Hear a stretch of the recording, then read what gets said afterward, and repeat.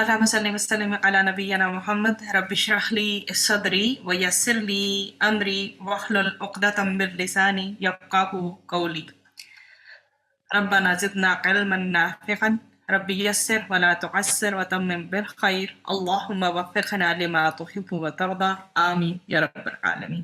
جو بیسیکلی ہے عربی میں روزے کے لیے جو لفظ استعمال کیا جاتا ہے وہ ہے صوم، اور صوم کا لفظ سیام سے ہے جس کا معنی ہوتا ہے رک جانا۔ تو شریعت میں طلوع فجر سے غروب شمس تک روزہ توڑنے والی چیزوں کو چھوڑ کر اللہ کی اطاعت جو ہے بجا لانے کا نام روزہ ہے۔ اور روزے کی جہاں تک فرضیت کی بات ہے تو یہ فرض کیوں کیا گیا؟ کتب علیکم الصیام، تم پر روزہ فرض کیا گیا، کما جیسا کہ کتب علی الذین من قبلکم، تم سے پہلے لوگوں پہ فرض کیا گیا تھا۔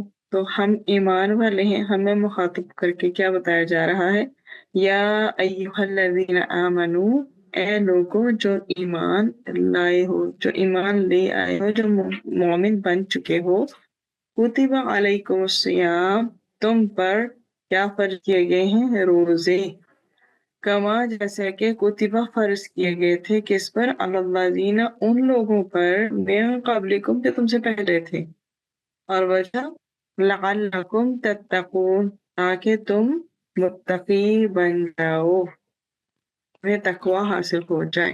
تو روزے رکھنے کے جو بھی آبجیکٹیوز ہیں، پرپز ہیں، مقاصد ہیں، سب سے اول ان کے اندر جو ہمیں گین کرنا ہے مقصد وہ ہے تقوی۔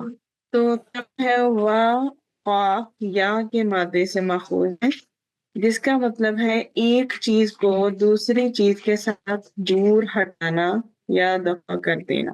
تو متقی آدمی اپنے آپ کو نیک عمل کے ذریعے نافرمانی سے اور اللہ کے عذاب سے بچاتا ہے۔ اور کیا اسے حاصل کرنا ہوتا ہے اللہ تعالیٰ سے؟ جب وہ تقوی مطلب اپنے اندر لے کے آئے گا، یا اللہ کے سامنے کوئی بھی عمل کرتے ہوئے جو ڈرے گا، جو متقی بنے گا، ٹھیک ہے، تو تقوی اسے پھر کیا فائدے دے گا؟ اللہ تعالیٰ کی رضا اور خوشنودی کی خاطر وہ نیک اعمال کرے۔ تقوی یہ ہے کہ اللہ کی رضا کی خاطر کیا کرنا ہے؟ نیک اعمال کرنے ہیں۔ پھر اس کے اپوزٹ پہ جا کے کیا کرنا ہے؟ اس کی ناراضگی اور عذاب کے ڈر سے کیا کرنا ہے؟ گناہ چھوڑ دینا ہے۔ تو روزہ کس طرح سے ہمارے اندر تقوی پیدا کرے گا؟ ہم اللہ کی خاطر من پسند چیزوں کو چھوڑتے ہیں فجر سے لے کے مغرب تک کے ٹائم تک، تو اللہ کی خاطر حرام چیزوں کو پھر چھوڑتے ہیں، مطلب جہاں حلال اور ہماری جو اپنی پسندیدہ ہیں ان کو چھوڑ دیتے ہیں، تو پھر حرام چیزوں کو چھوڑنا مشکل نہیں رہے گا۔ تو روزے میں کھانا پینا اور جمع مطلب کہ انٹرکورس وقتی طور پر منع ہوتا ہے ڈیورنگ دا روزہ، روزے میں، روزے کی حالت میں ہر وقت اللہ کی نگرانی کا احساس ہوتا ہے۔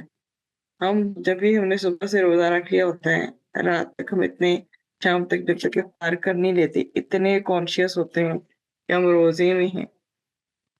تو روزہ جو ہے روزے کے ذریعے کیا اچیو ہوتا ہے؟ اللہ کی نعمتوں کا شکر آتا ہے۔ جب انسان فل ٹائم ایک نگرانی کی کیفیت میں ہوتا ہے تو جب ظاہر سی بات ہے جب افطار کرتا ہے تو جن چیزوں کو عام طور پر کھانے کی آزادی ہوتی ہے وہ افطار تک ہم نہیں کھانی ہوتی، افطار کے وقت ہی ہم ان کو کھانا شروع کرتے ہیں۔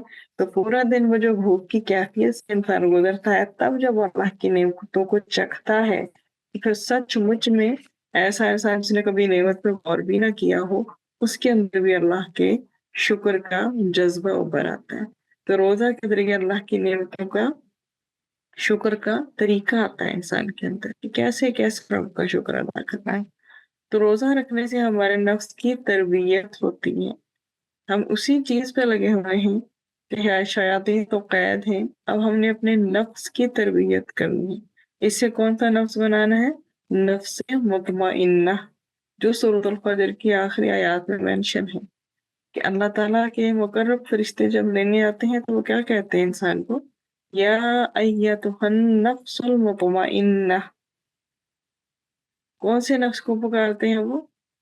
جو کہ پاک صاف ہو، جو کہ مطمئن ہو. اور مطمئن میں پھر بہت ساری چیزیں آ جاتی ہیں کہ کیسے وہ مطمئن بنا، کیسے وہ کامیاب رہا مطمئن رہنے میں، ہونے میں. تو دو چیزیں انسان کے بگاڑ کا ذریعہ بنتی ہیں، پہلی ہے شہوات اور دوسری ہے شبہات. وہ ساری کی ساری ڈیزائرز جو کہ ضروریات نہیں ہوتی سے بڑھ کے ہوا کرتی ہیں. جو بھی وہ کہتے ہیں نا میرا یہ دل چاہ رہا ہے، جو انسان کا دل چاہتا چلا جائے اور انسان اس پہ پھر نظر نہ رکھے کہ یہ جائز کے دائرے سے باہر نکل رہا ہے کہ جائز اندر ہے، میری ضرورت کے دائرے میں ہے یا ضرورت سے باہر جا رہا ہے. ساری کی ساری چیزیں جو سمجھ لیں ایک طرح سے ایکسٹرا ہیں، وہ شہوات ہیں جن کی ضرورت نہ ہو، چاہت ہو. اور شبہات وہ جو سارے کے سارے ڈاؤٹس ہیں، یہی انسان کے بگاڑ کا ذریعہ بنا کرتے ہیں.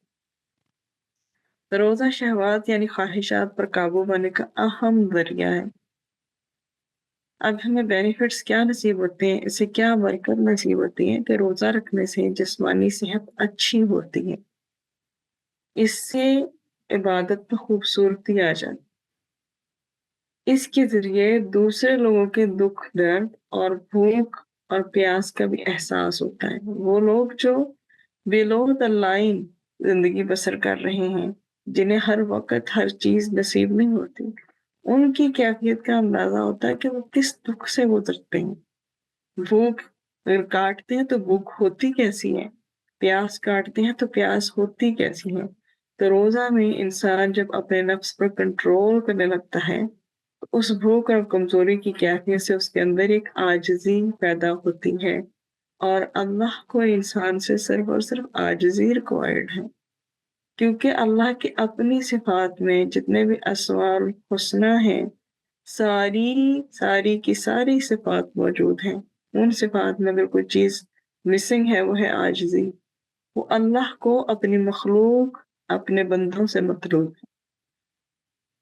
جب ہم عاجزی اختیار کریں گے، عاجزی ایک ایسی چیز ہے جو ساری اچھی کوالٹیز کو خود بخود ہی کھینچ لائے گی، اس میں ایک ایسی اٹریکشن ہے.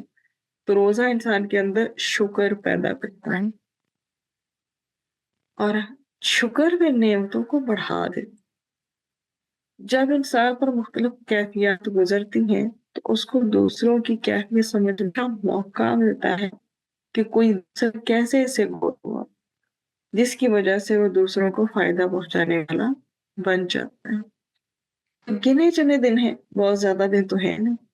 تو جو کوئی تم میں سے مریض ہو، سفر پر ہو، تو اسے گنتی پوری کرنی ہے دوسرے دنوں میں، اور ان پر جو طاقت رکھتے ہو تو اس کی پھر اس کے علاوہ یہ جو ہے، جو مریض ہے، سفر پر ہے، اور اس کے علاوہ اور بھی جو اس کے روزے سے استثناء کی کیٹیگری میں آ جاتے ہیں، جو نہیں رکھ سکتے، دائمی مریض ہیں، بزرگ ہو چکے ہیں، اور بھی کافی لوگ اس میں آ جاتے ہیں.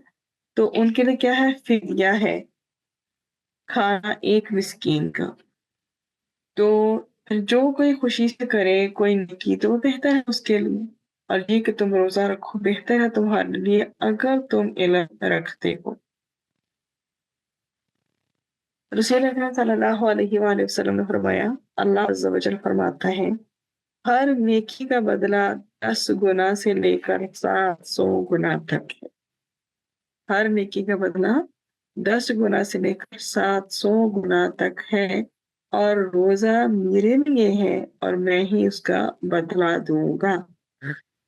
تو روزہ اللہ تعالیٰ نے کہا کہ میں خود بدلہ دوں گا، اور اللہ تعالیٰ قادر ہے چاہے وہ 10 گنا دے یا 700 گنا دے یا اس سے بھی بڑھ کر دے.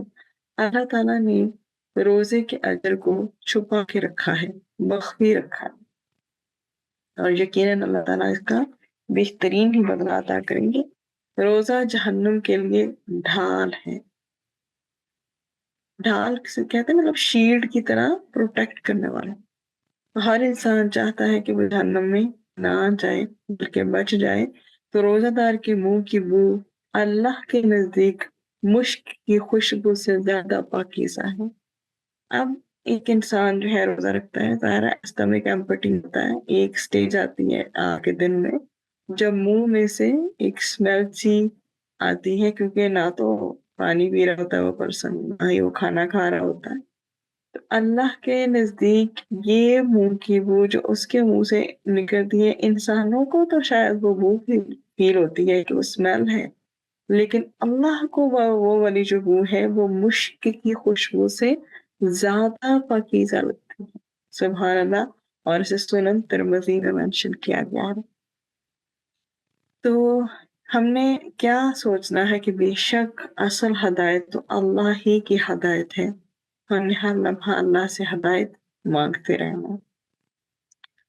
इसके अलावा जो रोज़े की डेफिनेशन है वो क्या है?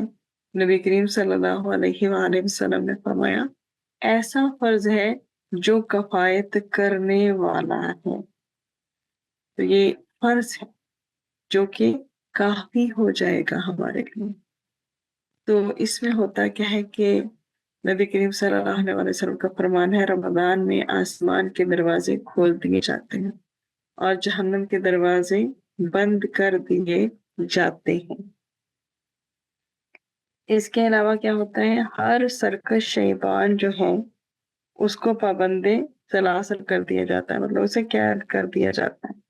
समझ लें एक तरह से कि जब ये रमज़ान का महीना आता है तो आसमानों से क्या आवाज़ आती है कि या बाग़ियल खैर, ए खैर के चाहने वाले, क्या कर, आगे बढ़। और आगे बढ़ के क्या कर, अपने चांस को अवेल कर ले। पता नहीं इंसान को कल में वो मौका मिलेगा या नहीं मिलेगा, तो उसे क्या कहा जा रहा है, आगे बढ़ और अल्लाह को बना ले। पता नहीं इंसान को कि वो कितनी सांसें और जी पाएगा, कितने लम्हे बाकी हैं उसकी जिंदगी में, कितने दिन बाकी हैं, नो वन नोस। किसने अगली सुबह देखनी है, नहीं देखनी।